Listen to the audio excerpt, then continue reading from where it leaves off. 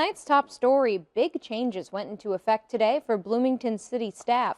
Taylor Fleming guides us through what those adjustments mean. Leaders in Bloomington are on a mission to make the city more business friendly.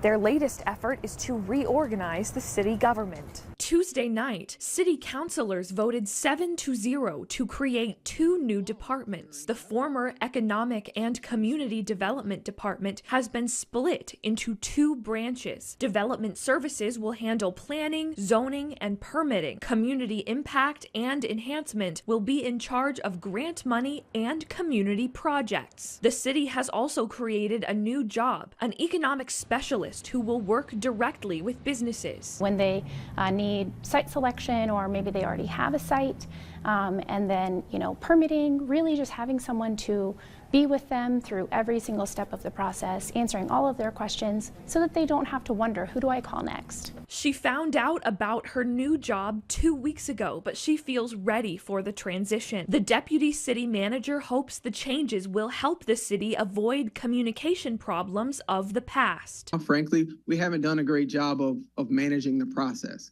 Right now, you have some developers who will call our engineering department. In other cases, they'll call economic development.